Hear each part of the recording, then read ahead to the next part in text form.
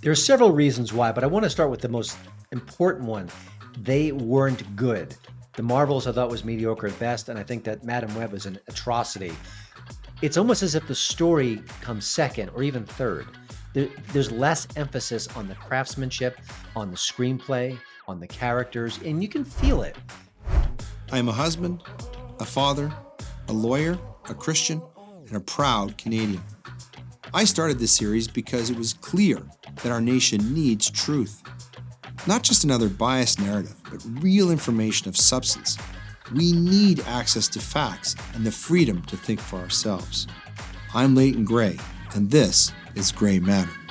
Everyone is fascinated by the world of entertainment, but few of us know a lot about it. We're not insiders.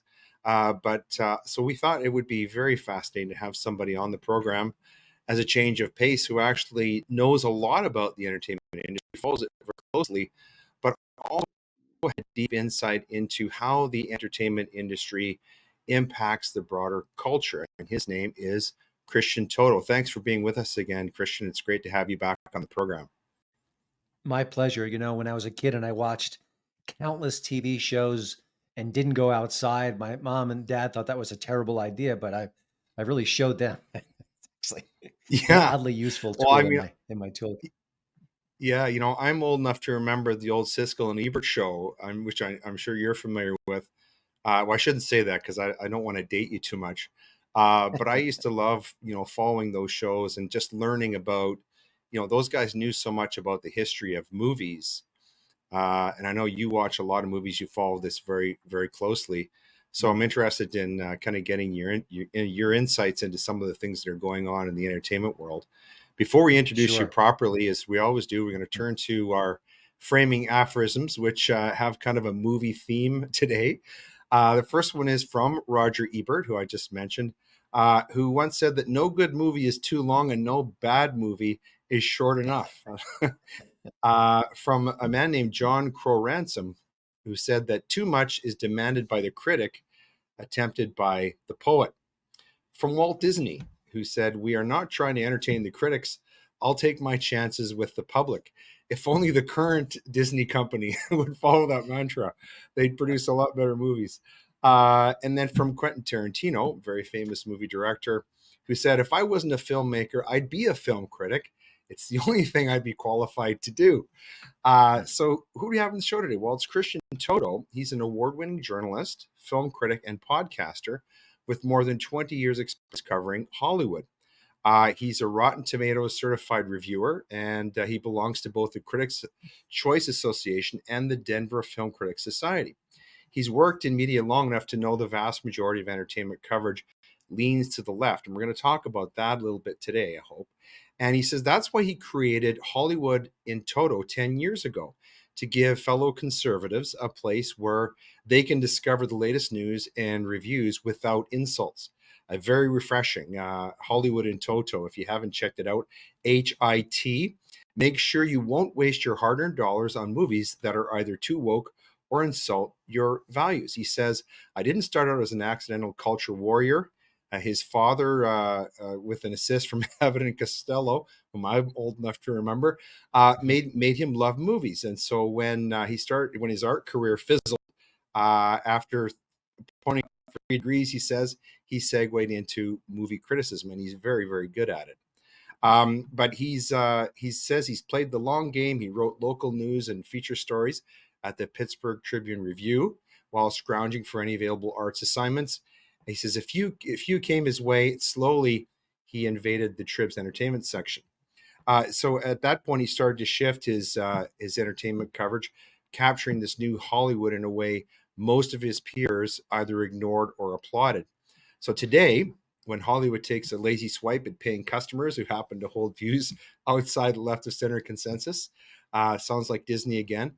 HIT isn't afraid to step up. And so Christian specializes in offering news, reviews, and commentary from a right of center perspective, and which I have to say is very, very refreshing, given how far to the left the entertainment world seems to have swung. In addition to that, he also has an excellent podcast that you should check out as well. Um, so, Christian, I wanted to start off with asking you about a big entertainment event that occurred recently. And this is, of course, Mhm. the Super Bowl. It was for a long time. I don't know if it still is. You could tell me it was the most watched event in the world, actually. And in recent years, it seems to have gone like a lot of pro sports, sort of gone woke, gone to the left. There were some woke moments this year with the Black national anthem, which I find a little bit confusing. Perhaps you can explain that to me. But I also read recently that the ratings for the Super Bowl were way up. So I'm interested to know from you why you think sort of pro sports, using the NFL as an example, sort of Mhm. drifted left, and whether this improvement in the ratings this year, I believe it's about 40% better than last year, is a sign that maybe things are shifting from the left to the right. What do you think about that? Well, I mean, I think sports drifted to the left because everything has drifted to the left because people who are on the left are weaponizing the culture in a way that people on the right often don't. So I think that's not a surprise. I do think that football did just that. And I think it was around the George Floyd protest era where things got a bit more pronounced. But I think that has been dialed back. I don't think you see many people kneeling when the national anthem is played. So I think there's been a bounce back in ratings. Listen, as far as this year's show, you had a very competitive game. You had Patrick Mahomes, who's maybe a once in a generation talent, and you had the Right. Taylor Swift factor, which cannot be ignored. So I think it's one of the very few places that seems to be still a way for all of us to watch the show, for all of us to get together. You know, my Hmm. wife watched the commercials, and maybe your friend was a big fan of Usher and wanted to see his halftime show. Other people are just sports fans who want a great game. So all these factors come in, and I do think that sports in general have been nudging the woke aside, and I think some of them have been experiencing a bit of a ratings bounce back. Yeah. Well, I want to ask you about some of the commercials for Mm. which for a long time have, for some people, been the most interesting part of the Super Bowl. But before we go there, I want to talk to you a little bit about Taylor Swift and her impact on the game. Obviously, she had her own box there, and she's in a romantic relationship with one of the players on the Kansas City Chiefs who ultimately won the game. There's even been suggestions that the game was fixed to help them win. But leaving all those conspiracy theories aside, something has arisen around Taylor Swift in the culture that kind of transcends entertainment, and that is she's become so very popular, so powerful in the entertainment industry that there's even the idea that she could impact the November presidential election in the United States. People are talking about something called Swiftian normality. What is Swiftian normality, and to what do you attribute this immense popularity of this female entertainer? Well, Andrew Breitbart, before he passed, said politics is downstream of culture, and it's one of his most profound statements. He's right. He was right then. He's certainly more right now than ever before. Pop culture does matter in so many ways. And so, someone as talented as Taylor Swift and as popular, and I really can't think of anyone who's had this level of fame. Maybe Michael Jackson at his Right. peak, perhaps. Yeah. Certainly, Yeah. the Beatles is another cultural touchstone. But to be that popular and to have a megaphone like social media, which Michael Jackson didn't have, and of course the Beatles didn't have as well. There's a lot of cultural heft behind it. So the Hmm. fact that she could recommend a politician at this point, yeah, I think that could potentially move the needle. You know, she's left of center. She's been very open about that. So if she does make a statement, it'll be pro Biden for sure. Right. But this isn't 2020. The Biden we see before us now is diminished, and Hmm. obviously intellectually doesn't seem to be have the snap of his younger self. And I'm being kind. So it would be odd for her to make this bold declaration that we need to vote for Joe Biden, and then you see this aged man who can barely put two words together on a stage. So it will be interesting to see what she does moving forward in the next 9 months. Having said all that, she became more political in the last few years, but the last year directly, 2023, when she hit the stratosphere, she really dialed back on politics. She did not get involved with elections. She did not get a lot involved with some of the arguments going on across the cultural landscape. So that was interesting. She actually really provided a unifying force in a way. She was super popular. She was selling out everywhere. She was the concert to go to for the entire year. And yet she didn't use her bully pulpit in any sort of way. So I don't know if that was an aberration, if she's holding her fire for 2024, or whether she decided maybe to draw back on politics entirely. I will say, if she does the latter, which is possible but unlikely, the press will not be happy, will not be kind, and the loving adoration you see from the press toward her will turn on a dime. So, it's going to be a very interesting thing to watch as the months unfold, whether she will continue to be apolitical or whether she'd be more partisan, more strident. Because if she's not, she's going to hear about it. That's for sure. So, Christian, I'm a big Elvis Presley fan, and I remember, I believe it was a 1972 documentary film called Elvis on Tour, where he was being pressed by a reporter in New York before a big concert he was going to do at Madison Square Garden. You might have seen this, where he's being pressed on his opinions about the Vietnam War. And his response was, he says, "I'm just an entertainer, honey, and I just as soon keep my opinions to myself." Of course, this seems to have radically changed in the world of entertainment. I'm curious to know why you think that entertainers now are so generous about their opinions about things such as politics and culture, the economy, the environment, and really most other topics, as opposed to a previous generation of entertainers who are perhaps, more discreet about their private opinions because they were worried that their private opinions about things like politics might negatively impact their careers. What do you think has caused this shift, or is it just sort of a sign of the times? I think there's a lot of different factors here. One is, I think we're all more engaged with politics. We're all prompted to be more engaged by social media.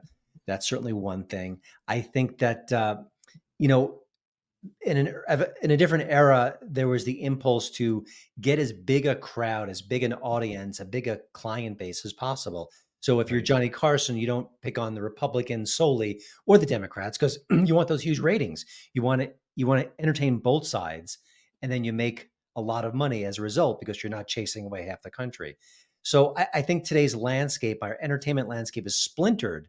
And today, a Stephen Colbert can be very successful by being very one-sided because he knows he's got half the country and a fraction of that will enjoy his work. So I think Right. that's going on as well. I also Yeah. think that the structure of the media makes this more engaging and more attractive to the stars because the media wants these kind of stories. If Robert De Niro for the 90th time says, "I hate Donald Trump," well, you're going to read a story about that across the press about quoting him, and that will get clicks, that'll get attention, that'll get notoriety. So for Robert De Niro, there's no downside to saying I hate Trump. He's just going to get more attention. So I think there's that as well. I think that there's a groupthink in Hollywood right now where you are you were told to think a certain way, to have certain beliefs. And Hmm. if you embrace them, if you shout them from the rooftops, there's a chance you can get more work. And this is what actor Nick Searcy has kind of taught me indirectly, is that this is when someone says something political, it could be from the heart, it could be something that's on his or her mind, or it could be a almost like a signal to my colleagues in the industry. I think like you, I am like you, come hire me, and it kind of builds on that in a way. So I think there's a lot of different reasons for it. And Hmm. but the bottom line is, if a popular actress, Sydney Sweeney is all the rage right now. She's beautiful, she's young, she's talented, she's a rising star. If she came out tomorrow and said, I really do think there should be a border wall, and I love immigrants, but I really think we should do this, and I as flawed as he is, I think Donald Trump is the answer right now. That would not Hmm. help her career. That would hurt her career. And she actually might have to make an apology to resurrect her career. So when we talk Right. about politics and speaking your mind, you're only allowed to say certain things. And unless Hmm. you're as big as a John Voight or a Tim Allen, you will face repercussions if you don't toe the line. I mean, just ask Gina Carano, who was fired by Yeah. Disney for The Mandalorian because she shared messages that weren't political, but they weren't in the narrative. They weren't the Right. approved groupthink, and she paid a price for Yeah. it. Yeah. But she's done some terrific work on some of the Daily Wire productions, though, where she's been quite good. Mhm. But just sort of advancing this thought for a moment. Not so long ago, Tucker Carlson visited Canada. He came to Calgary, and of course, he's a very funny guy in his own right, or he can be. And he said something that really struck me when he was speaking to an audience in Calgary. He said, "You know, Canada used to be known for producing really funny people." He said, "Where are all the Canadian comedians?" And that really struck me. Like, we're not producing the John Candys and the Jim Carreys of the world anymore. But that is kind of a byproduct of the woke, isn't it? I mean, it really is difficult for comedians to operate in that Mhm. space when they have to be so careful about offending everyone, right? It's right. It's an interesting point because I do feel like there was that wave. Maybe it was SCTV, maybe some comedians after that as well. But it did seem like there was this great spigot that was turned on.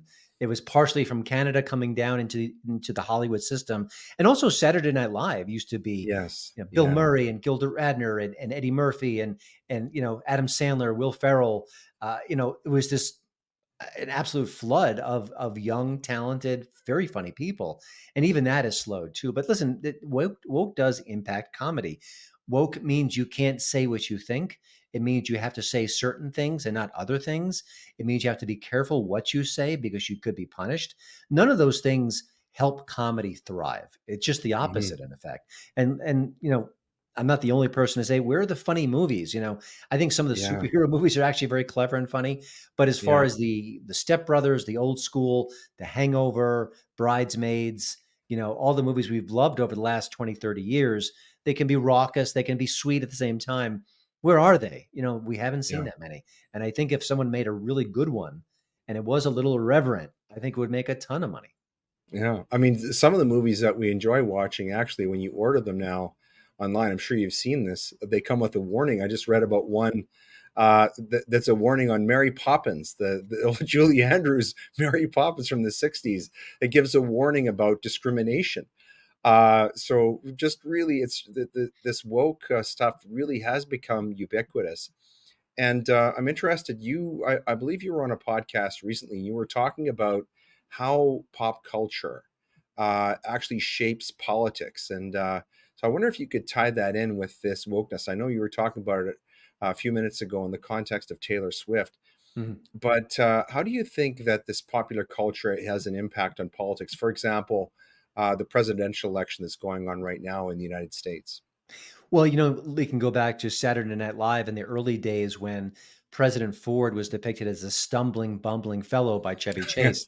Now, Yes. President Ford was actually a former athlete, and I think he did stumble once or twice, but they were more isolated incidents. But that became a narrative that Right. certainly didn't paint him in a positive light. But I think the big moment in the culture was when Tina Fey, who's very talented, very funny, great writer, she portrayed Governor Sarah Palin during, I think it was 2008. Yes.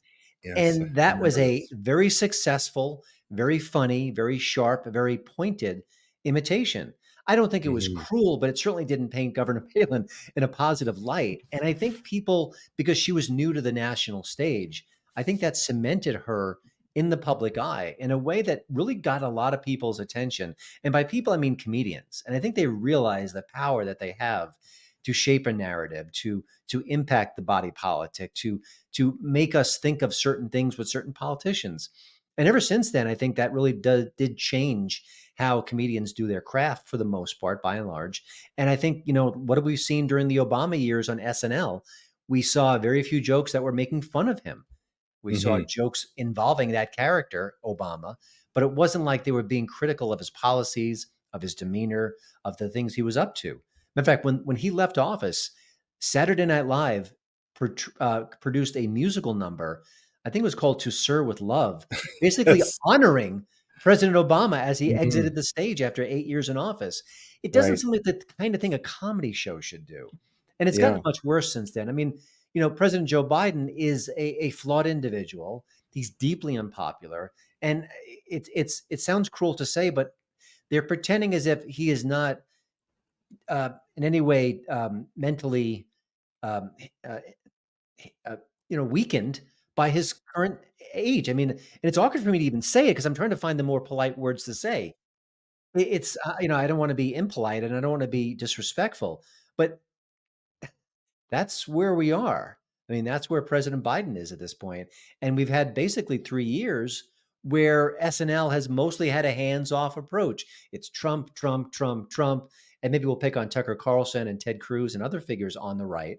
But where are the jokes about President Biden? He is the president. Saturday Night Live has this long and glorious tradition of speaking truth to power, of poking fun at the president. They don't do it now because they know that they do it, it's going to register in a lot of people's minds in a way that comedy is very powerful, and say, hey, maybe this guy isn't up to speed. And again, you could put out a news article, you can put out a white paper, you can do a lot of different things, but you have one killer sketch that goes viral that shows the president of the United States forgetting his lines, being addled, not being as sharp as he could be. That leaves a mark. It left a mark with Sarah Palin, that's for sure. And that's what they're afraid of. Certainly, during the time that Mr. Trump was in office, there was no hesitation to poke fun at him, and everybody saw what Alec Baldwin did with that character. It was a recurring feature on the show.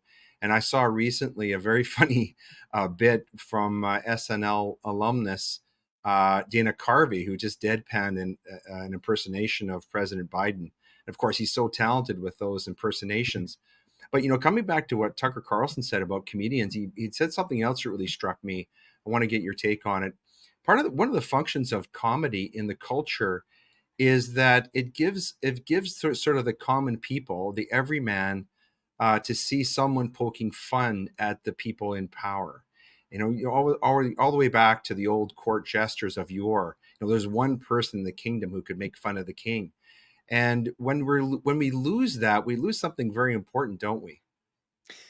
I agree. I mean, it's a great American tradition is to make fun of the president. I mean, like I understand when President Obama was elected, there was a hesitancy in part because he was the first Black president, and you didn't want to go anywhere near race in a way that'd be offensive.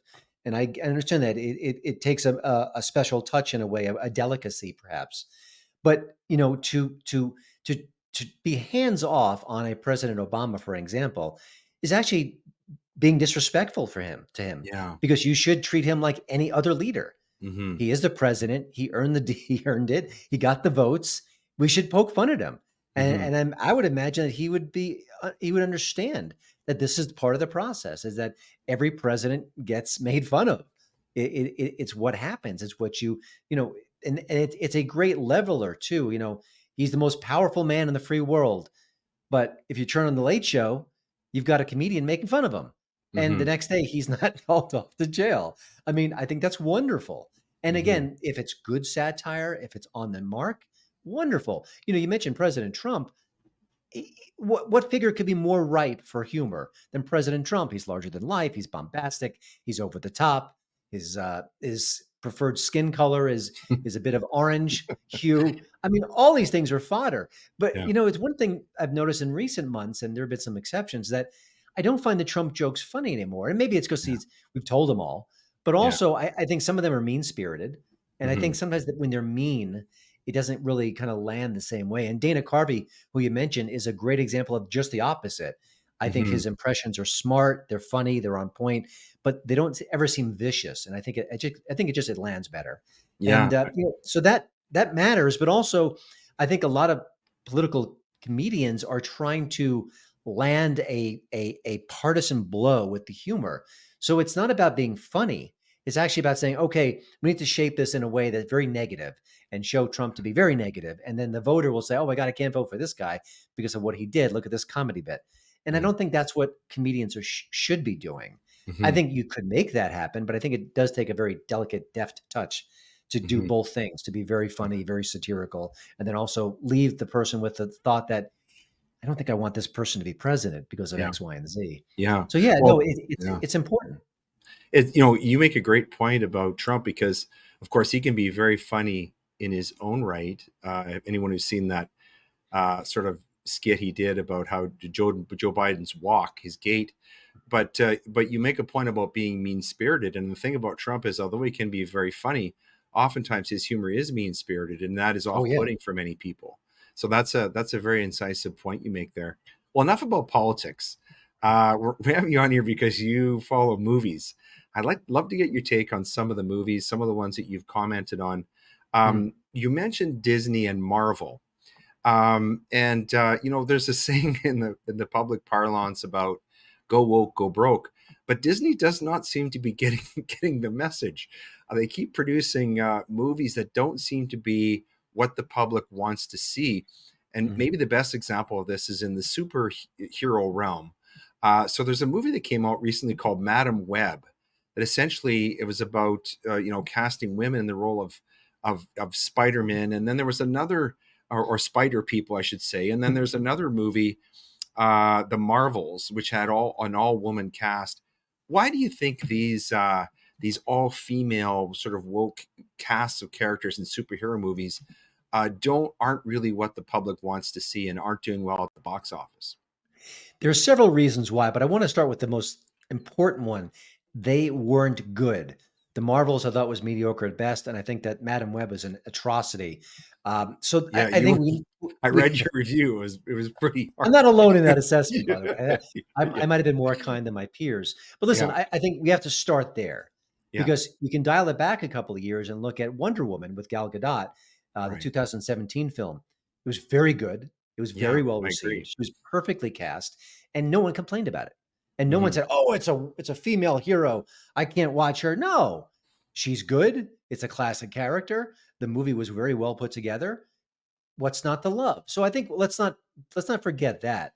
Having Right. said all that, I think that the genre we're talking about does skew to the male side of the gender Hmm. scale in Yeah. general. I mean, there are plenty of women who love these movies, but there was a recent report maybe 60 or 70% of the audience for superhero films is male.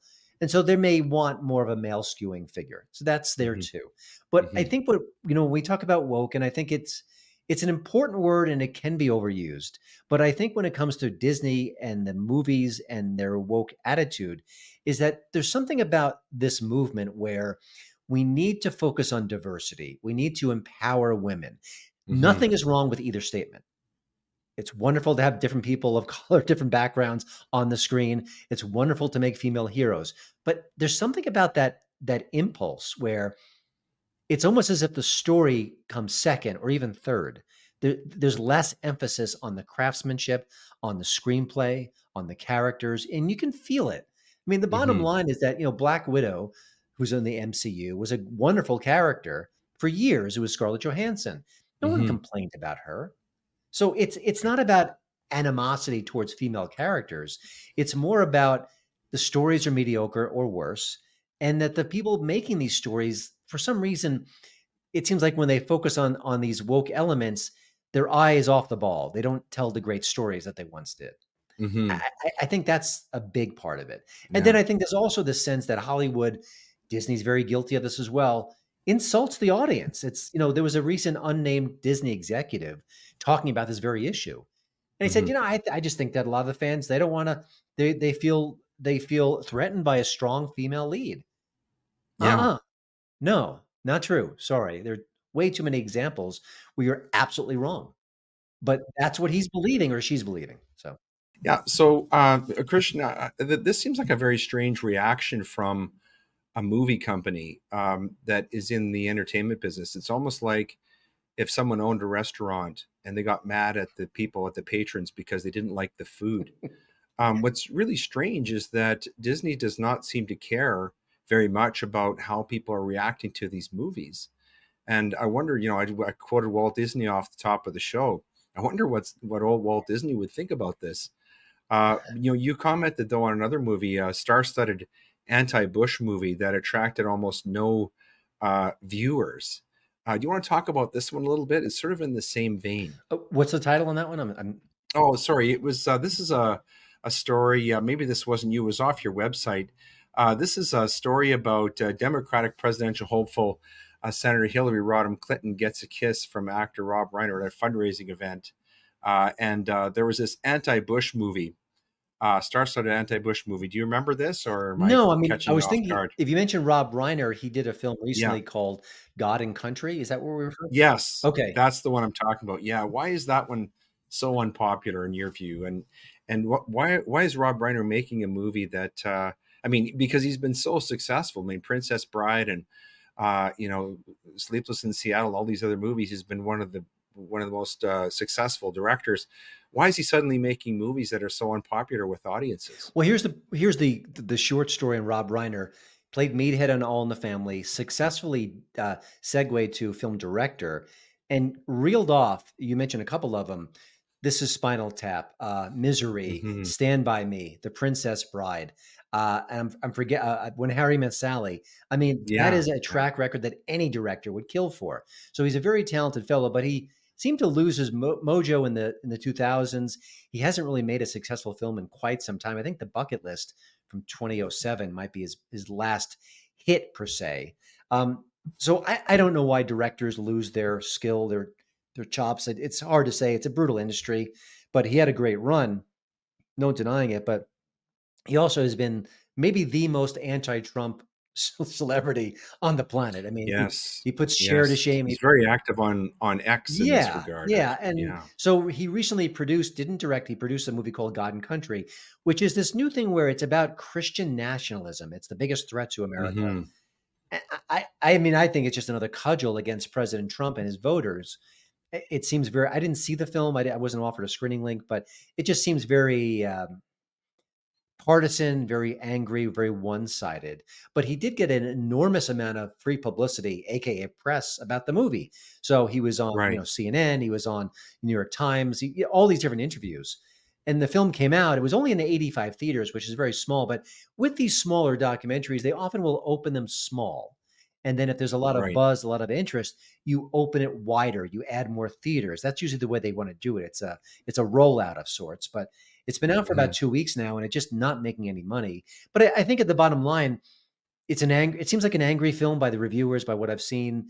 And maybe this thesis really doesn't have a lot of weight unless you're an extreme partisan. Or maybe if you're an Yeah. extreme partisan, you watch CNN or you watch other news outlets that reflect your worldview. You don't need to go to the theater to see more of it. That's just my hypotheses here as far as why it's not Hmm. doing well. But Yeah. if you're a movie maker and you're a filmmaker and you're a documentary storyteller, you want this publicity. You want all that attention. Right. It's Right. the best chance you have at success, but not making it. Yeah. Another angry movie that you didn't like very much was something called Drive Away Dolls.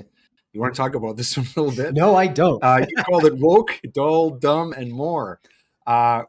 Again, why are these films being made, and what didn't you like about this film and films like it? We don't have enough time in theory. Listen, just a little background here. The Coen brothers have made some of the best films of the last 30 years. Big Yeah, Lebowski, Raising Arizona, Fargo. You know them all. They're wonderful yeah. films. The two Hmm. brothers Hmm. have briefly split, and they've kind of doing different projects. So this is Ethan Coen doing a film, I think, with his wife, Trisha Cook. Hmm. So certainly your expectations are sky high. It's a heist movie of sorts. It's a road trip movie. It's only 84 minutes. It's got the Coen stamp of approval. So everything about this is set up for success, but I just found it an absolute slodge to watch. It was dull, even though it was short. It wasn't funny, even though it was trying to be funny. It's about two lesbian friends. They're not romantically linked, who they take this car to go to Florida, and there's something in the car, in the trunk, that they're not aware of. It's like kind of a MacGuffin in a way, this secret object. And so it's all about Right. these, they're going this way. The bad guys are chasing their car. Again, everything sounds great on paper, but not interesting, dull characters, an enormous amount of sex, but it's all sex that basically slows the movie down to a crawl, and it's not really exciting in any sort of storytelling way. I found the two Right. characters not very likable. One is very reserved, but she's kind of dry and off-putting. The other is very sexually aggressive, but it seems like she's almost mean to her friend and pushing her into sexual situations she's not ready for. So I could go on and on. It's an absolutely horrible movie. I predict it'll be my worst movie of 2024, even though we're only a little bit into the year. We'll have to wait and see. I hope this is the worst movie because I hope everyone's a little bit better. But yeah, it's Yeah. not doing well in the theaters. It got mixed to good reviews from critics, my peers, and the audience reviews have been much more in line with my point of view. But yeah, there you go. Well, folks, don't watch that one. But another film that you did like a lot was one called Ordinary Angels. This is a film starring Hilary Swank and Alan Richardson. Mhm. You gave this one a fairly positive review recently. What did you like about that film? It's quite a lot to like. It's based on a true story, a remarkable true story. It's about a small town where there's a little girl who needs a liver transplant. Her dad is a widower, so he doesn't have money, he doesn't have a partner. He's just trying to keep his little girl alive. And this neighbor comes along, played by Hilary Swank. She's like, you know what? I've got some skills. I'm a charismatic person. I could rally the community. I can talk to the doctors and I can maybe, raise some money for you. Let's see if we can save this little girl. So that's the story. I've been calling it a faith kissed movie because there is a faith element, but it's not very strong. And what is strong is the script. It's a very real, raw story. It could be formulaic, it could be predictable, but I think that there's enough rough edges in the story to make it more palatable for everyone. And Hilary Swank and Alan Ritchson are both excellent here. And she's got 2 Oscars, with no surprise there. He's the big guy from Reacher, but this is a very different kind of a role. He really is just a dad struggling to keep his girl alive. And he's very effective. So I enjoyed it quite a bit. Not making a ton of money yet at the box office. I think maybe it'll have legs and the word of mouth will kick in.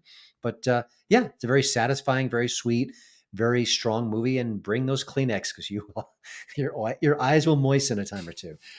Coming back to this question of comedians, you posted a piece recently on your website about Seattle Comedy Club cancels 4 unwoke comics. You want to talk about this one a little bit? Why you thought this was important to talk about? Yeah. The caption is, "Think cancel culture is going the way of the 8-track tape. Try again." This was disappointing because for those of us who have been the subject of cancel culture, I really would like to see it go the way of the 8-track tape. I would too. So why did you feel that it was important to talk about this? Well, I mean, I think we've seen some positive signs where comedians have come back after being canceled, or a cancel culture movement rises up and then doesn't really have much impact. I mean, I think that's a good thing. I think we should be a more forgiving culture. We shouldn't be a culture where you dig through someone's past and pick out something he or she said and said, you need to go away because of that. But with this case it was a Seattle club. It's in a very progressive city, in a very progressive part of the city. And they had hired to appear at the club 4 different comedians: Louis J. Gomez, Dave Smith, Kurt Metzger, and Jim Florentine. Now, Dave Smith is libertarian leaning.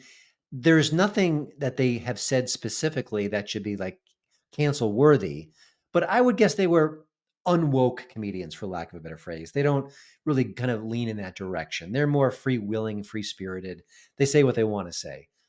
So, if you don't want that in your club, I understand that. I think that's wrong-headed, but then don't hire them. So what apparently happened is that they connected with these comedians, they slotted them in their schedule, and then there was some sort of local feedback saying, we don't want these comedians in our club.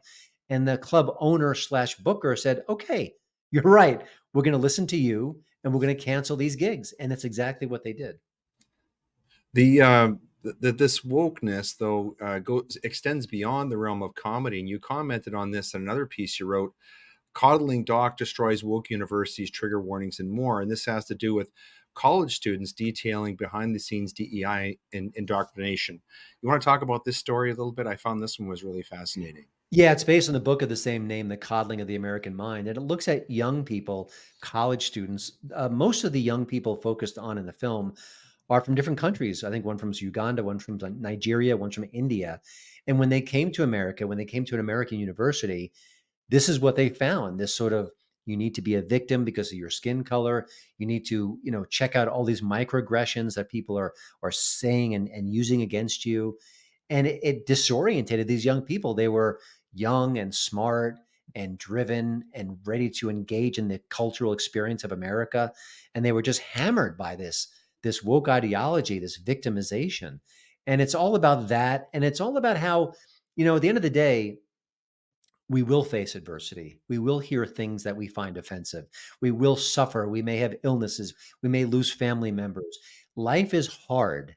But when you protect people from all of these adversities, we get soft. We're not ready to go in the real world. We're not ready to fight off a boss who maybe is cruel to us, or deal with rejection, or maybe even enter the dating world and understand that not everyone that you like is going to like you back.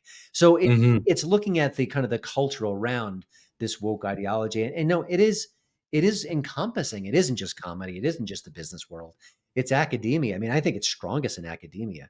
And so this Hmm. documentary, which is not made in Hollywood, which is not available in a theater near you, it's actually being shown via Substack, which is the newer platform for journalists who want to get their voices heard. So, it shares some pretty interesting stories.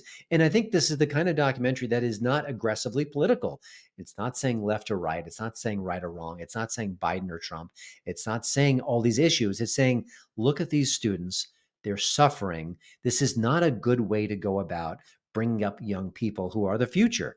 And it's using very specific examples to show how they were, how their mental health was affected by what happened. Hmm. A lot of what you're talking about today in the context of entertainment, Christian, it seems to me can be framed more broadly in terms of freedom of expression generally. I think of back to John Milton in 17th century England, who wrote this tract, Areopagitica, where he basically said what you just said, and that is, if we're going to have free speech and free expression, we have to recognize that there's going to be forms of expression that are going to be offensive Mhm. at certain times. In fact, it's difficult to have any kind of meaningful examination of an issue or a meaningful conversation if you have to risk offending someone. And but it seems as though this wokeness is starting to run its course. It's not gone, Mhm. but for example, the ultra woke outlet Vice Media just announced some mass layoffs. So, would you agree that because you're close to this, I'm very interested to get your take. Would you agree that perhaps freedom of expression is starting to make a comeback against wokeness, which is essentially censorship and suppression of free speech? Or do you think that we haven't seen the worst of what we might call wokeness? It's a yes and no answer. It's yes, I think there are things that are improving. Yes, I do see signs of progress, but no, it is still out there. I mean, the Seattle Comedy Club is just one example. There are others as well. There's a pro Israel singer. I think his name is Yatnu. Yadis. I always stumble over his name. He's a reggae Yes. singer. He's popular, and he Hmm. lost several Hmm. gigs because of his views. Um, Right. there's an actor, Brett Gelman. He's the kind of face you've seen before. He was on Stranger Things as well. And he just Hmm. put out a new book, and he had two of his book gigs canceled. And again, I think he's a Jewish actor, and I think he's been speaking pro Israeli sentiments in general. And, Hmm. he has suffered as well.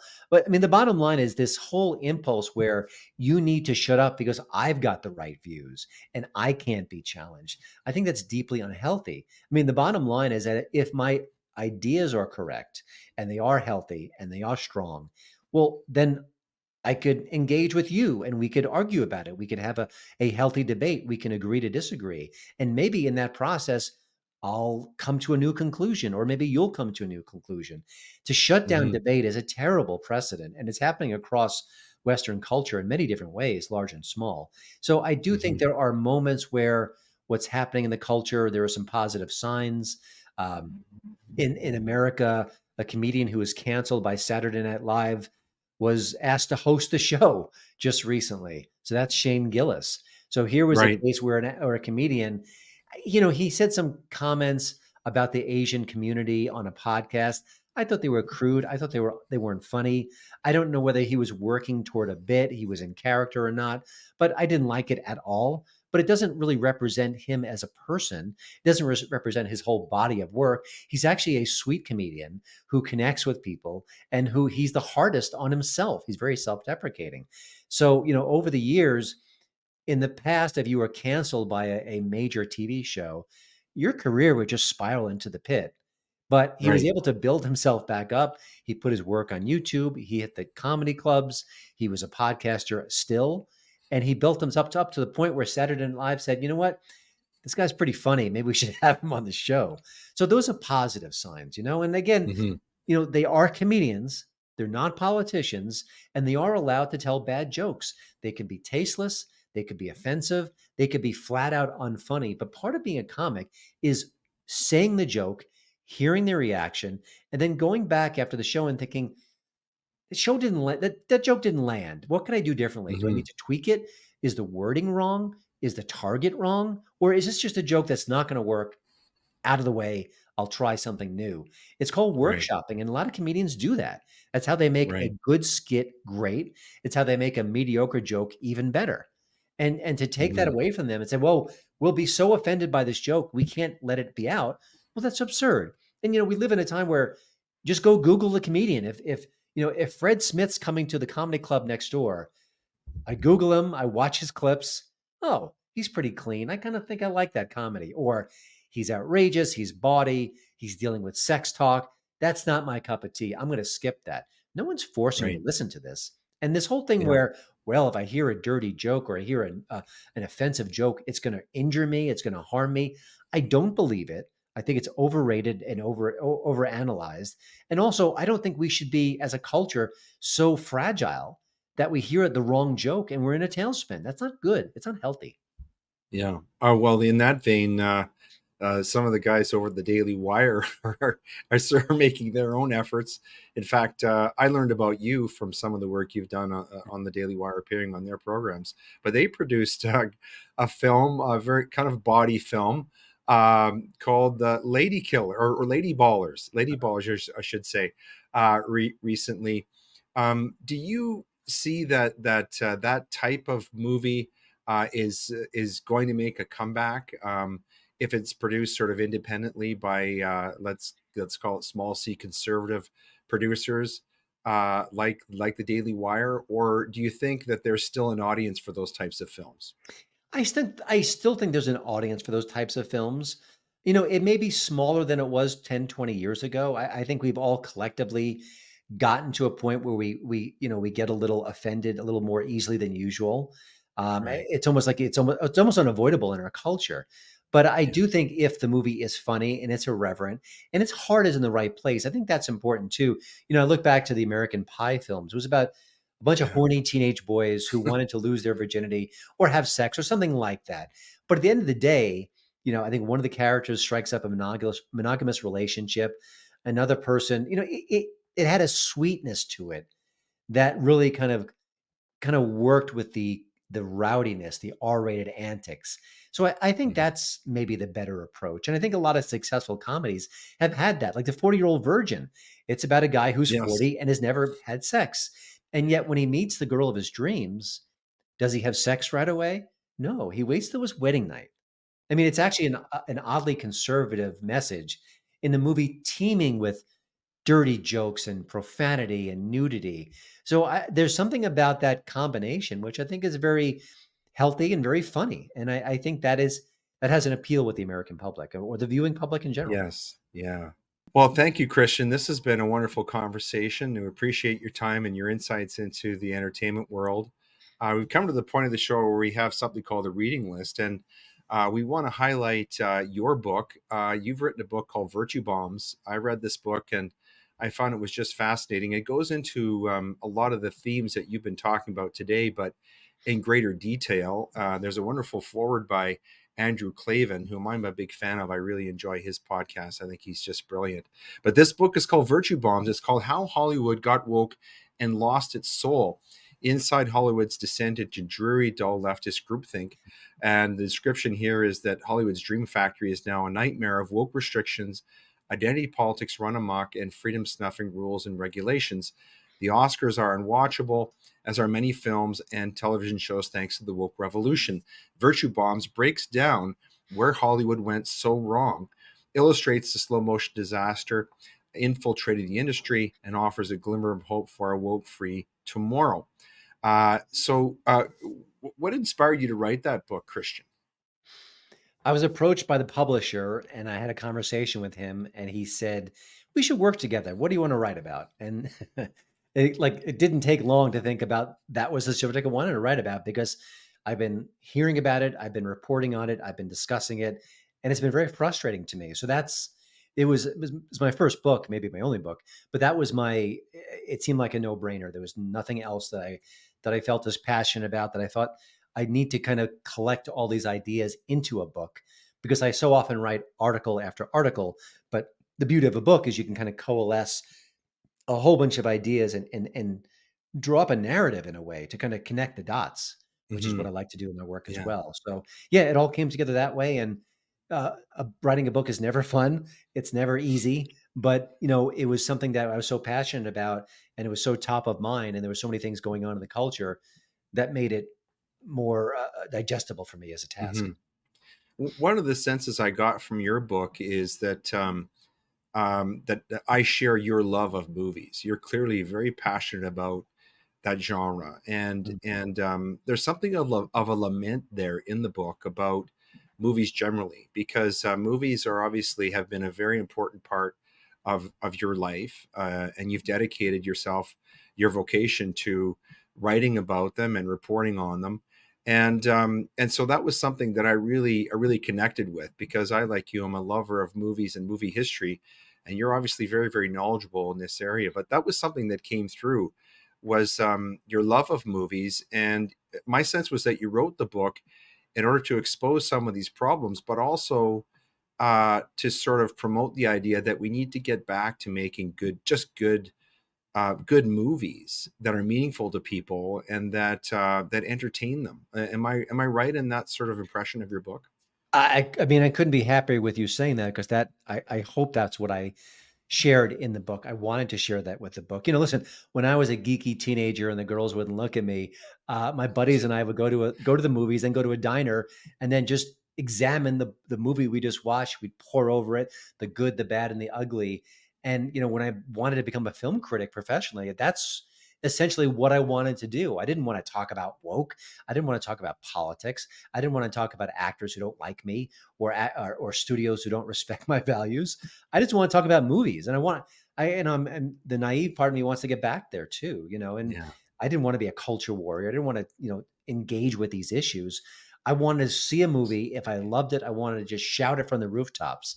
But listen, you get older, life gets in the way, and the industry changed. So that's why I wrote the book. It's in a way, it's a primal scream. Stop doing this. Go back to storytelling. That makes everything better, and I think it does. So, Christian, apart from your own book, which we are recommending, we're adding to our reading list today, are there any other books that you would recommend to people, or sources of information, websites, things of that nature, that you would recommend to people if they want to learn more about movies and more about some of the things that you talk about and you write about? Sure. Book wise, I don't read as much as I used to. I'm so busy as an entrepreneur, but I do recommend people check out The Coddling of the American Mind, which we referenced the Right. film version just recently. As far as other websites, I don't know how new it is, but I really enjoy it. It's called World of Real, REEL. And I Hmm. feel like I don't know the author personally, but I feel like he has a similar sensibility to me. He also just has a love of movies. But when I read his site, I feel like I get perspectives that I don't see everywhere else. I feel like if you read Variety and the Hollywood Reporter, you get a very specific worldview, a very specific set of stories. It's very similar, but I think World of Real is a site where you get something a little bit different, and it makes me think. It challenges what I think about movies, so I really do enjoy that. And listen, I'm a biggest fan of Andrew Klavan as you are. I was so tickled that he wrote my forward. He was my one and only choice, and I'm glad he accepted. He's got a great podcast that looks at culture, a much more Hmm. spiritual look at culture than what I do. But and also Cameron Winter is his book series. He's written Yes, 3 so they're far. They're wonderful. wonderful mysteries, and he just has such a provocative, wonderful mind, and he's a great Yeah, writer. So yeah. I'd recommend anything by Mm. Andrew Klavan, but those in particular, it's a wonderful new series. I think he's very infatuated by the character. I think he wants to Mhm. keep on writing these stories, Mhm. and hopefully that he'll keep doing just that. He's also a great movie buff in his own right. I learn a lot about movies. He sort of threads a lot of Yes. old films, Mm. classic films, into the topics he discusses on his show, which I really appreciate. In fact, he's directed me to some films that I didn't know about and that I've since watched, and really understand why he likes them so much. And we like you very much, Christian, and we're very grateful for your time with us. Really enjoy all of your work. I hope that it continues, and maybe you'll find time to write a second book. And maybe it'll be about the comeback of the non woke movies. And let's all hope and pray for that. But I want to thank you so much for taking this time with us, and for being our special guest here today on Gray Matter.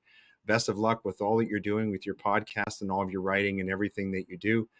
Keep up the great work, because I can tell you, speaking personally, I really enjoy it. Well, thank you so much. And thanks for the smart questions. Thank you.